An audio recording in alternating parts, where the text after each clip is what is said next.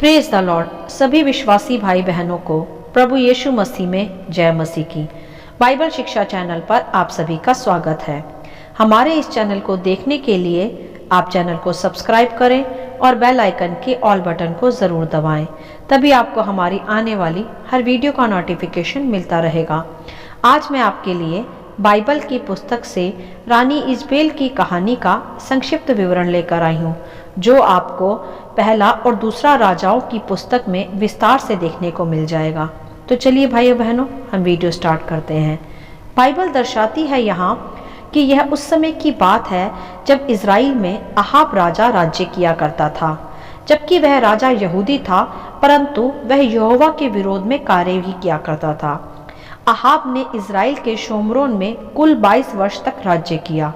और बाइबल यह भी बताती है कि अहाब राजा ने यहाँ तक किया कि उसने यहूदी होते हुए भी एक अन्य जाति कनानियों की बेटी इजबेल से विवाह कर लिया, तथा इजबेल बाल देवता की उपासना करने वाली एक स्त्री थी, जिस कारण फिर राजा अहाब ने शोमरोन में बाल देवता का एक भवन बनवा दिया और उसमें बाल देवता की फिर एक वेदी भी बनाई, तथा खुद भी इजबेल के साथ मिलकर बाल देवता की उपासना करने लग गया।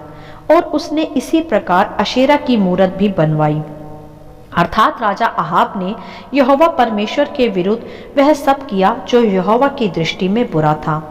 यहाँ हम थोड़ा रुक कर देख सकते हैं मेरे प्रियो कि राजा अहाब ने एक अन्य जाति की स्त्री से विवाह किया, जो कि झूठे देवताओं की उपासना करने वाली एक स्त्री थी। और फिर इसी कारण अहाब राजा ने उसके झूठे देवताओं के लिए इज़राइल में भवन व वेदियां बनवाई और खुद भी उनके साथ मिलकर उन्हीं की उपासना करने लगा, जबकि वह एक यहूदी पुरुष था जो यहोवा को जानता था और जो कि यहोवा की प्रजा थी। तो हम देख सकते हैं वहाँ कि क्या होता है जब विश्वासी जन अन्य जातियों से विवाह कर लेते हैं, ना चाहते हुए भी फिर वह उनके साथ मूर्ति पूजा जैसे घृणित कार्यों के व झूठी प्रधानताओं के गुलाम बनते जाते हैं, जैसे राजा अहाब ने भी किया। और रानी इजबेल तो पहले से ही यहोवा के विरोध में पाप करने वाली तथा यहोवा के लोगों से जलन रखने वाली एक स्त्री थी। अर्थात यह है कि इजबेल यहाँ तक यहोवा के लोगों से नफरत करती थी कि वह यहोवा के नबियों को भी नष्ट किया करती थी। जो कोई भी यहोवा के नाम से कुछ करता, रानी इजबेल उसे मरवा डालती। अर्थात रानी इजबेल में एक यहोवा विरोधी दुरात्मा कार्य करती थी, जो सभी नबियों के पीछे पड़ी रहती और अपने बाल देवता को ही पूजने को उन्हें भी कहती। इसी प्रकार रानी इजबेल इज़राइल के शोमरोन में यहोवा की विरोधी बन उसके नबियों के विरोध के लिए, उनके राज्य के लिए उनके विरोध में कार्य करती। तब बाइबल बताती है उसी समय में एलिया नबी भी, जो परमेश्वर का सच्चा व धर्मी पुरुष था, वह वहां रहा करता था। और बाइबल यह भी स्पष्ट करती है कि उस समय बाल देवता के कोई 400 पुजारी थे, जिनके सामने एलिया नबी ने स्वर्ग से आग उतारी थी और 400 बाल के नबियों को यहोवा की वेदी के आगे हराया और झुकाया था, जैसा कि हम सभी भली प्रकार जानते हैं।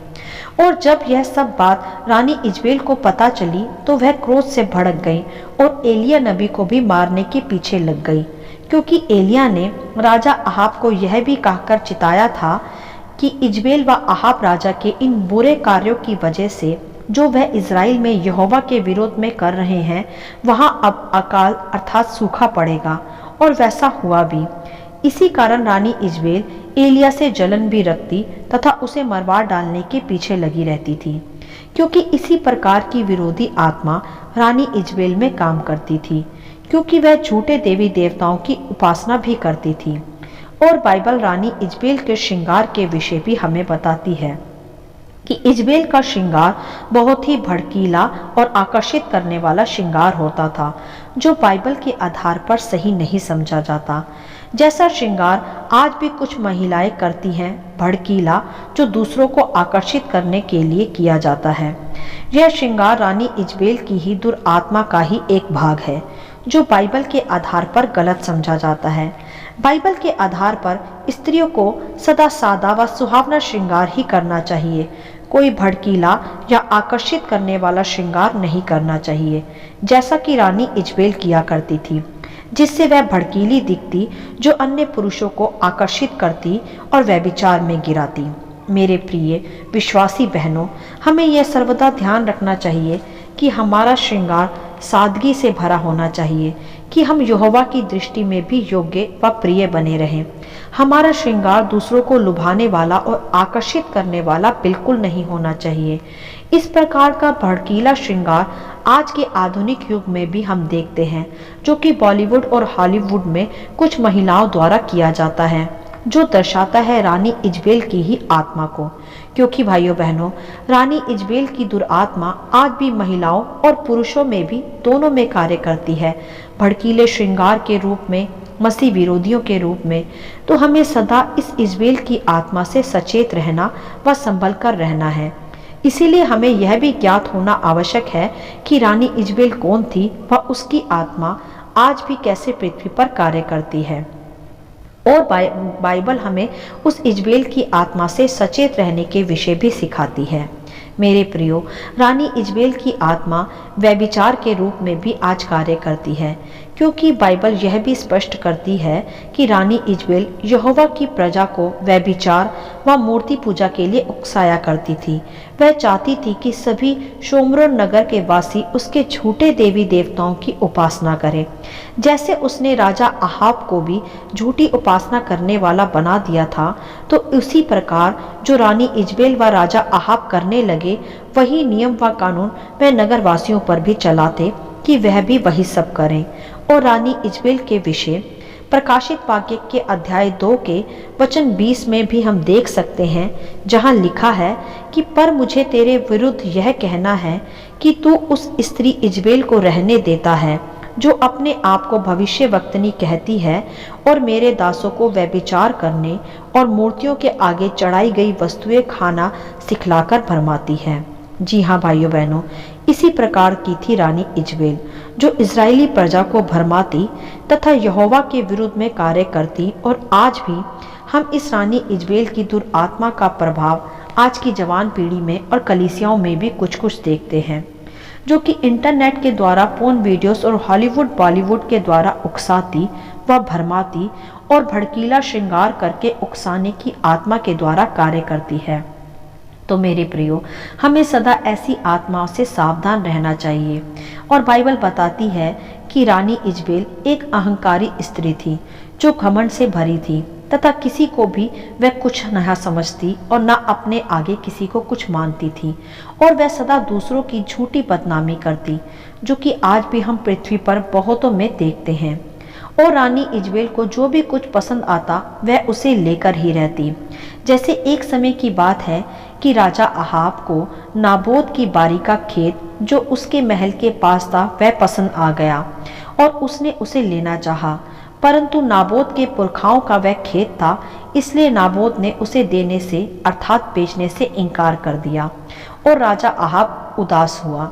और फिर जब इजबेल को यह पता चला, तब इजबेल ने अपने पति अहाब राजा से कहा कि मैं तुम्हें वह खेत दिलवाऊंगी। और फिर रानी इजबेल ने नाबोत पर झूठा आरोप लगाकर उसे मरवा डाला और उसका खेत भी हड़प लिया। इस प्रकार की झूठा आरोप लगाकर फंसाने वाली और दूसरों से सब कुछ हथियाने वाली आत्मा इजबेल में वास करती थी, जो कि मेरे प्रियो आज भी पृथ्वी पर एक बुरी आत्मा के रूप में कार्यरत है। हमें इस व्यभिचारिणी, भड़कीले श्रृंगार करने वाली, झूठा आरोप लगाने वाली तथा मसीह के विरोध में कार्य करने वाली दुरात्माओं से सावधान रहना चाहिए। यह उस रानी इजबेल की ही दुरात्मा है। जो भी आज वैश्यावृत्ति के कार्य से ग्रसित स्त्रियां हैं, वे दूसरों को आकर्षित करने वाला श्रृंगार करती हैं, वह उसी इजबेल की आत्मा से ग्रसित हैं। मेरे प्रियो, हमें समझना है, बाइबल हमें भले व बुरे दोनों प्रकार के ज्ञान से अवगत कराती है, ताकि हम अच्छी शिक्षा प्राप्त कर उस पर चलें तथा बुरी शिक्षा से सावधान रहें, उसमें ना पड़ें। इसीलिए आज प्रभु हमें इजबेल के कैरेक्टर व उसके स्पिरिट के विषय भी सिखाते हैं, ताकि हम सावधान बने रहें, जो आज भी पृथ्वी पर एक बुरी आत्मा के रूप में कार्य कर रही है, जिसका सबसे महत्वपूर्ण कार्य ही मसीह के विरोध में विश्वासियों को भरमाना, उन्हें आत्मा में और पाप में गिराना है। जैसे उस समय भी रानी इजबेल इजराइलियों से बाल देवता की उपासना करवाती थी, उन्हें व्यभिचार में गिराती थी तथा वहां के नबियों को भी मरवा डालती थी, अर्थात पूर्णतः परमेश्वर की विरोधी आत्मा, जो आज भी बॉलीवुड और हॉलीवुड में श्रृंगार व व्यभिचार के रूप में कार्य करती है, जो स्त्री व पुरुष दोनों में कार्य करती है, और मूर्ति पूजा तथा झूठ की गढ़ने वाली आत्मा भी है। तो मेरे प्रियो, रानी इजबेल की संपूर्ण कहानी से अब तक हमने उसके चरित्र व उसकी बुरी आत्मा के विषय सीखा व समझा, और आज भी बाइबल हमें उससे सचेत रहने के विषय सिखाती है कि हम ऐसी बुरी आत्मा के वश में ना आए। और हम अब बाइबल में उसके अर्थात उस बुरी स्त्री इजबेल के अंत के विषय भी देखते हैं कि किस प्रकार उस रानी इजबेल की मृत्यु हुई। बाइबल दर्शाती है कि रानी इजबेल का अंत यहोवा के ही लोगों द्वारा किया गया था, जिसका वर्णन हम दूसरा राजाओं के अध्याय 9 के 36 वचन में देखते हैं, जहां लिखा है कि यह यहोवा का वह वचन है जो उसने अपने दास तिशबी एलिया से कहलवाया था कि इजबेल का मांस यिज्रेल की भूमि में कुत्तों से खाया जाएगा। और ऐसा हुआ भी। रानी इजबेल खिड़की पर बैठी श्रृंगार कर रही थी कि उसे वहीं से गिरा दिया गया तथा फिर उसके मांस को वही कुत्तों ने खाया भी, अर्थात जो एलिया ने भविष्यवाणी की थी वैसा ही हुआ भी। क्योंकि मेरे प्रियो, यहोवा के विरोधियों का अंत बुरा ही होता है, परंतु उसकी आत्मा आज भी पृथ्वी पर कार्य कर रही है। इसलिए उस बुरी स्त्री के चरित्र का वर्णन बाइबल करती है, जिससे हम उससे सावधान व सचेत रहें और भरमाए ना जाएं। मेरे प्रियो, रानी इजबेल की आत्मा के लक्षण व प्रकार हमें जानना व पहचानना आवश्यक है, जैसे व्यभिचार, घृणित मूर्ति पूजा, आकर्षित व भड़कीला श्रृंगार करना, झूठा आरोप लगाना, अहंकार में रहना, मसीहों में फूट डलवाना व मसीह विश्वासियों के विरुद्ध साजिशें कर उन्हें मरवाना। यह इजबेल की आत्मा के ही प्रकार है, जिससे हमें बचकर रहना आवश्यक है, उसे पहचानना आवश्यक है। रानी इजबेल की मृत्यु के पश्चात आज भी उसकी आत्मा पृथ्वी पर कार्य कर रही है, सबसे अधिक बॉलीवुड और हॉलीवुड में, एक भड़कीले श्रृंगार व व्यभिचार के रूप में। मेरे प्रियो, सदा अपने श्रृंगार को सादा रखें, जिससे हमें देखने वाले भ्रमित ना हो। यही बाइबल हमें सिखाती व समझाती है। और यह भी ध्यान रखें सदा कि कभी भी आप विश्वासी होकर अन्य जातियों से विवाह ना करें, जिस कारण कहीं आप उनके झूठे देवी देवताओं की उपासना करने ना लगे। ऐसा कर आप नाश की ओर जाते हैं, जैसे अहाब राजा भी नाश हुआ इजबेल से विवाह कर, और उसका भी अंत रानी इजबेल की ही तरह हुआ। और खुद को सदा परमेश्वर के वचनों से आप भरे रखें, जिससे आप ऐसी आत्माओं से बचे रहें, भरमाए ना जाएं और सचेत रहें। रानी इजबेल की आत्मा से आज हमें सचेत रहना आवश्यक है, उसके श्रृंगार से हमें सचेत रहना आवश्यक है, उसकी मसीह विरोधी बातों से हमें सचेत रहना आवश्यक है। इसीलिए रानी इजबेल का वर्णन बाइबल में किया गया है, ताकि आज भी हम उसकी आत्मा से भरमाए ना जाएं और उस बातों को, उन चरित्र को अपने अंदर कभी ना आने दें। और यदि हम किसी में इस प्रकार का चरित्र देखें तो हम अधिकार में उस रानी इजबेल की आत्मा को डांट कर उससे निकाल सकें। तो मेरे प्रियो, सदा सचेत रहें और सावधान रहें, और परमेश्वर के विरोध में कुछ भी ना करें, और अन्य जातियों के साथ कभी भी इस तरह विवाह ना करें कि आप भरमाए जाएं। हालेलुया। आशा करती हूँ इस कहानी का संक्षिप्त विवरण आप सभी को समझ में आया होगा। प्रभु आपको अपनी पवित्र आत्मा की भरपूरी से सदा भरता रहे। यदि आप चाहते हैं कि दूसरे भी इसे सुनकर आशीष पाएं, तो आप दूसरों के साथ भी इसे शेयर कर सकते हैं, क्योंकि हमारे प्रभु यीशु मसीह की यही इच्छा है। आमीन and God bless you all.